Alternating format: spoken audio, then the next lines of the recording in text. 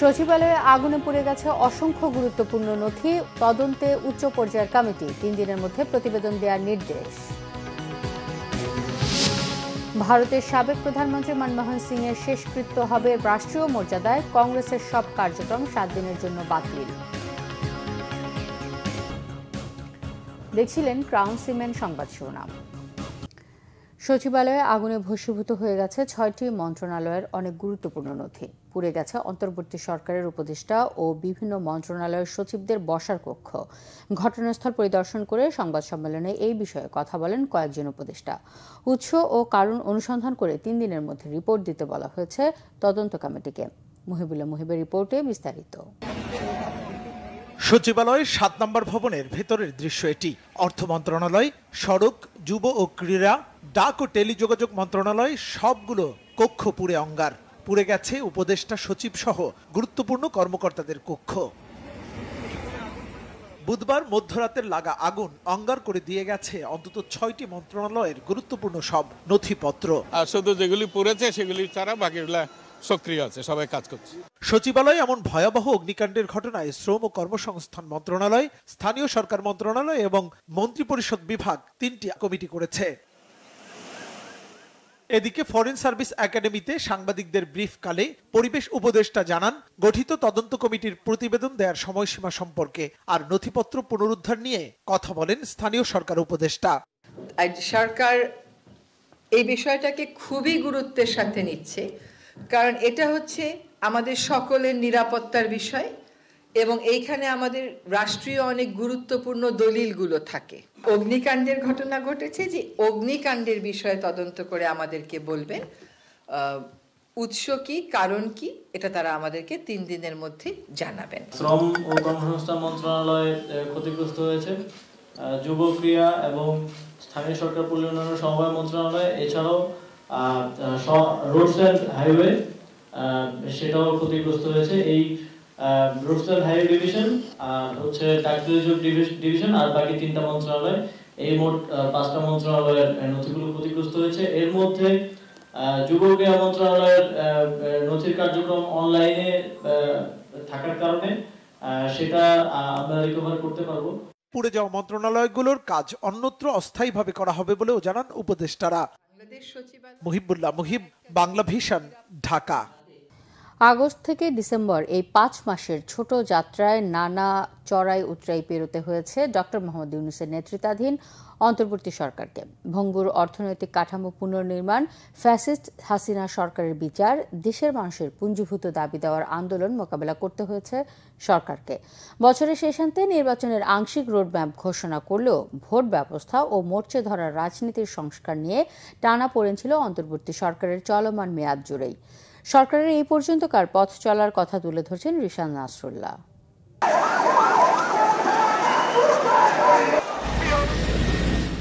ছাত্র জনতার গণ অভ্যুত্থানে 5ই আগস্ট স্বৈরশাসক শেখ হাসিনার পতনের পর 8 আগস্ট যাত্রা শুরু করে অন্তর্বর্তী সরকার। নোবেল বিজয়ী অধ্যাপক ডক্টর মোহাম্মদ ইউনূসের নেতৃত্বে শপথ নেয় সরকারের উপদেষ্টা পরিষদ। যাত্রার শুরুতেই পুলিশ বাহিনীকে পুনর্গঠনের চেষ্টা শুরু হয়। চলতি বছরের 9 আগস্ট দেশের 361টি থানার সীমিত কার্যক্রমের মধ্য দিয়ে সাধারণ মানুষের নিরাপত্তা নিশ্চিতে মাঠে ফেরে পুলিশ বাহিনী। পাশাপাশি পরিস্থিতি বিবেচনায় নির্বাহী ক্ষমতা দেওয়া হয় মাঠে থাকা সেনাবাহিনীকে। দায়িত্ব নেওয়ার প্রথম সপ্তাহে বিচারপতিদের অপসারণের দাবিতে ছাত্র আন্দোলন সামাল দিতে হয় সরকারকে। প্রধান বিচারপতির পদত্যাগে নতুন প্রধান বিচারপতি নিয়োগ দেওয়া হয়। চলতে থাকে ফ্যাসিস্ট সরকারের মন্ত্রী, সংসদ সদস্য ও প্রভাবশালী ব্যক্তিদের গ্রেপ্তার। জুলাই আগস্ট হত্যা ও ফ্যাসিবাদী কার্যক্রমের বিচারে আন্তর্জাতিক অপরাধ আদালতকে সংস্কার করে প্রস্তুত করা হয়। এইচএসসি পরীক্ষার ফলাফল নিয়ে ছাত্র আন্দোলন এবং আনসারদের চাকরি সরকারি করার আন্দোলন বেশ বড় একটি ধাক্কা দেয় সরকারকে। এসব আন্দোলনে পতিত আওয়ামী লীগ সরকারের ষড়যন্ত্রের তথ্য থাকা এবং শিক্ষার্থীদের ওপর আনসারদের হামলার পর তা কঠোরভাবে মোকাবেলা করে অন্তর্বর্তী সরকার। তবে লাগাম টানা যায়নি দাবি দেওয়া আদায়ের আন্দোলনে। চিকিৎসকদের রাজপথে নামা, বিভিন্ন প্রতিষ্ঠান প্রধানদের পদত্যাগের দাবিতে রাজপথে সরব ছিল বেশ কিছু সংগঠন। চাকরির বয়সসীমা বৃদ্ধি, 7 কলেজের শিক্ষার্থীদের রাজপথে অবস্থান এবং সচিবালয় কেন্দ্রিক আমলাদের আন্দোলন বেশ চাপে ফেলে অন্তর্বর্তী সরকারকে। একই সময়ে মোকাবেলা করতে হয়েছে পল্লী বিদ্যুতের আন্দোলন এবং পার্বত্য এলাকার অস্থিরতাও। দাবি দেওয়ার নানামুখী আন্দোলনের পাশাপাশি যাত্রার শুরুতে প্রাকৃতিক দুর্যোগও মোকাবেলা করতে হয়েছে অন্তর্বর্তী সরকারকে। সব ধরনের দুর্যোগ মোকাবেলায় অন্তর্বর্তী সরকারের প্রতি সহায়তা ছিল দেশের সাধারণ মানুষেরও। নানা কর্মসূচি নিয়ে রাজপথে সব সময়ের জন্য সরব ছিল জুলাই আগস্ট অভ্যুত্থানের সাথে জড়িত শিক্ষার্থীরাও। প্রায় 4 মাস শিক্ষা কার্যক্রম থেকে দূরে থাকা শিক্ষার্থীদের ক্যাম্পাসে ফেরাতে সেপ্টেম্বরের মধ্যভাগে শিক্ষা প্রতিষ্ঠান চালুর সিদ্ধান্ত নেয় সরকার। সে সময় ঢাকা বিশ্ববিদ্যালয়ের হলে এক যুবককে পিটিয়ে হত্যার ঘটনা বেশ আলোড়ন তৈরি করে। অন্তর্বর্তী সরকারের সবচেয়ে বেশি চ্যালেঞ্জ ছিল তৈরি পোশাক খাতকে ঘিরে দেশি বিদেশি ষড়যন্ত্র মোকাবেলা, হিন্দুত্ববাদী সংগঠন ইসকনের আন্দোলন প্রশমিত করার পাশাপাশি বাংলাদেশকে ঘিরে ভারতের অপপ্রচারকেও বেশ ভালোভাবেই সামাল দিয়েছে ইউনূস সরকার। শ্রমিক অস্থিরতা কমিয়ে উৎপাদনমুখী করা হয়েছে তৈরি পোশাক খাতকে। গত 5 মাসে কিছু সংস্কার কাজও করেছে অন্তর্বর্তী সরকার। নতুন বাংলাদেশ গঠনের স্লোগানে বেশ কয়েকটি সংস্কার কমিশন গঠন করা হয়। বিচার বিভাগ পুনর্গঠন, নতুন নির্বাচন কমিশনের পাশাপাশি বছরের শেষান্তে দুর্নীতি দমন কমিশনকেও কার্যকর করে সরকার। স্বল্প মেয়াদে রাজনৈতিক সংস্কারকে ঘিরে প্রধান উপদেষ্টার নেতৃত্বে দলগুলোর সাথে একাধিকবার আলোচনা অনুষ্ঠিত হয়েছে। সরকারের কাছে সংস্কারের নানা প্রস্তাব উপস্থাপন করে নির্বাচনের সুনির্দিষ্ট তারিখ দাবি ছিল দলগুলোর। সংস্কার আর নির্বাচন নিয়েই সরকার ও রাজনৈতিক দলের মধ্যে তৈরি হয় টানাপোড়েন। বিজয় দিবসে প্রধান উপদেষ্টার ভাষণে নির্বাচনের সম্ভাব্য সময়ের ঘোষণা এলেও তাতে পুরো সন্তুষ্ট নয় রাজনৈতিক দলগুলো। আয়োজন করার ব্যাপারে বরাবর আপনাদের কাছে মহাগণ অভ্যুত্থানের মধ্য দিয়ে গঠিত ডক্টর ইউনূস সরকারের কাঁধে শুধু দেশ পরিচালনা নয়, বর্তেছে সুন্দর বাংলাদেশ গড়ার পথরেখা তৈরির দায়িত্ব। নোবেল বিজয়ী ডক্টর ইউনূস ও তার উপদেষ্টারা জনপ্রত্যাশা পূরণে কতটা সফল হবে তা সময়ই বলে দেবে।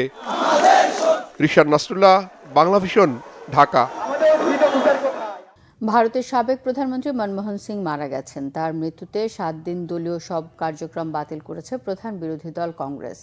আজ সরকারি ছুটি ও 7 দিনের জাতীয় শোক ঘোষণা করেছে কর্ণাটক রাজ্য সরকার। বার্ধক্যজনিত জটিলতায় 92 বছর বয়সী এই নেতাকে বৃহস্পতিবার দিল্লির একটি হাসপাতালে ভর্তি করা হয়েছিল। রাতেই মারা যান তিনি।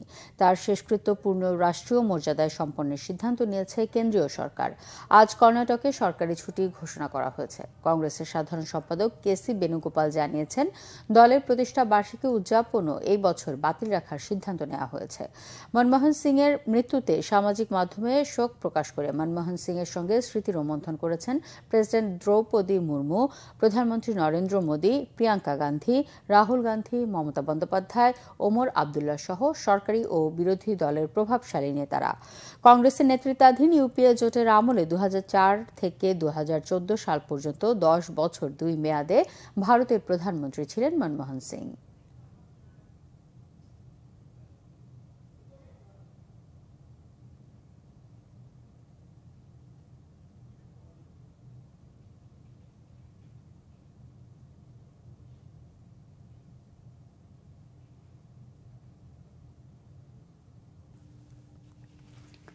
এই ছিল এখনকার মতো। পরের সংবাদ সকাল 11টায় দেখার আমন্ত্রণ রইল। এছাড়া বাংলা ভিশন সংবাদ ও সংবাদ সংশ্লিষ্ট অনুষ্ঠান দেখতে ভিজিট করুন www.bbnews24.com ও facebook.com/banglavisionnews এবং সাবস্ক্রাইব করুন youtube.com/banglavisionnews।